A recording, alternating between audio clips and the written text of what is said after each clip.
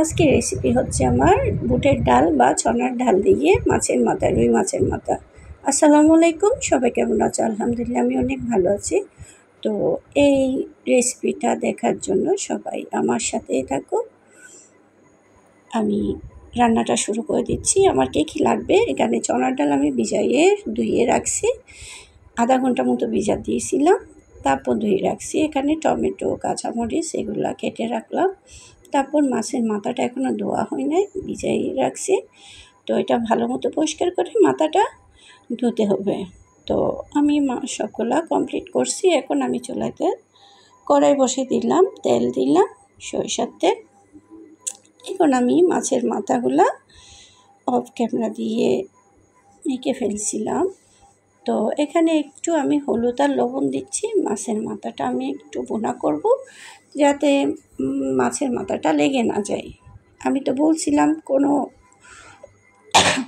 মাছ যদি ভুনা হয় এর আগে একটু লবণ আর হলুদ দিয়ে তেলের মধ্যে একটু তেলটা গরম করতে হবে। তারপর মাছগুলো আর লাগবে না, নিচে লেগে যাবে না কড়াইতে।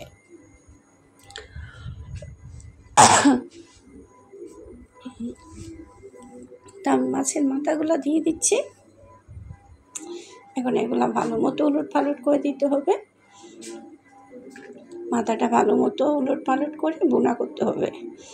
বেশি ভুনা করতে হবে না, হালকা ভুনা করলে চলবে এই মাছের মাথাগুলা।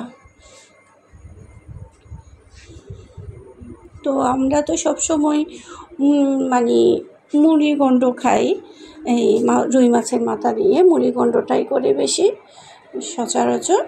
কিন্তু ছনার ডাল দিয়ে তো কেউ রান্না করে না সম্ভবত। যদি রান্না করে না থাকো বন্ধুরা, অবশ্যই রেসিপিটা ফলো করবা। অনেক মজা হয়েছে এই রান্নাটা, মাছের মাথা দিয়ে বুটের ডাল বা ছনার ডাল। অনেক মজা হয়েছে। শুধু গরুর মাংস দিয়ে রান্না করলে মজা হয় না, মাছের মাথা দিয়ে রান্না করলে অনেক মজা হয়। আমি ওই তেলের মধ্যে কথা বলতে মাছের মাথাগুলো ওটাই নিয়েছি। তেলের মধ্যে আমি পেঁয়াজ দিয়ে দিয়েছি, বাকি উপকরণগুলো আমি আস্তে আস্তে দিয়ে দেব।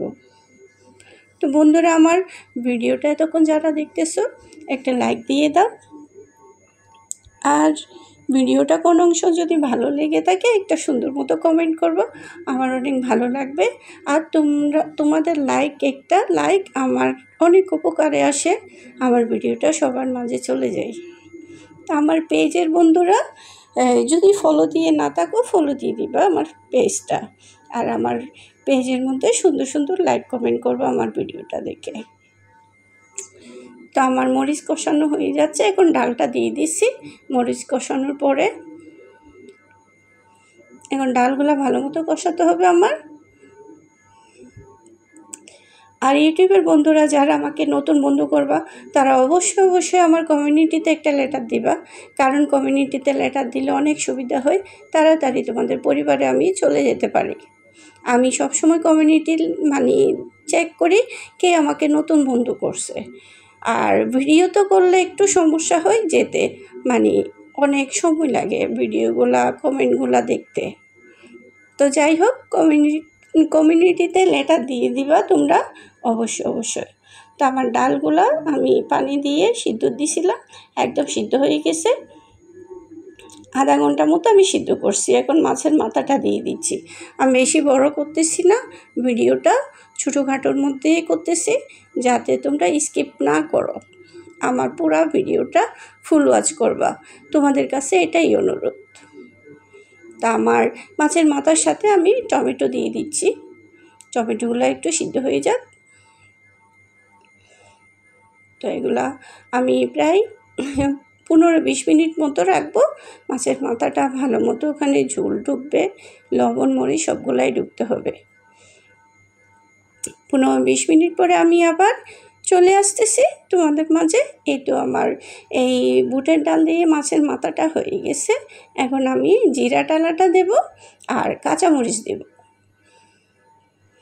কাঁচামরিচ আমি বেশি দিচ্ছি না, কারণ ঝালের পরিমাণ বেশি হলে আমার সমস্যা হয়। এই কারণে তোমরা তোমাদের মতো ঝাল যেভাবে খাও ওইভাবে করে দিয়ে দিবা।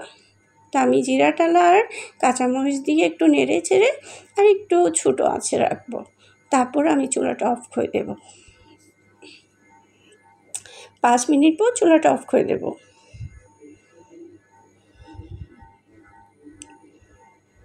এই তো আমার মাছের মাথাটা হয়ে গেছে। এখন কত সুন্দর কালারটা আসছে দেখছো? অনেক মজা হয়েছে। তা আমি নিয়ে নিচ্ছি বাটিতে পরিবেশন করার জন্য। আমার ছবি ওঠাতে হবে, থাম্বনেইলে দিতে হবে, এই কারণে। তো আমার আজকের ভিডিওটা কেমন লাগলো তোমাদের কাছে আমাকে অবশ্যই কমেন্টে জানাবা। আজকে আমার কী হয়েছে, মুখে কথা বের হচ্ছে না, খারাপ লাগতেছে কেন? তো ঠিক আছে, ওকে, আল্লাহ হাফেজ।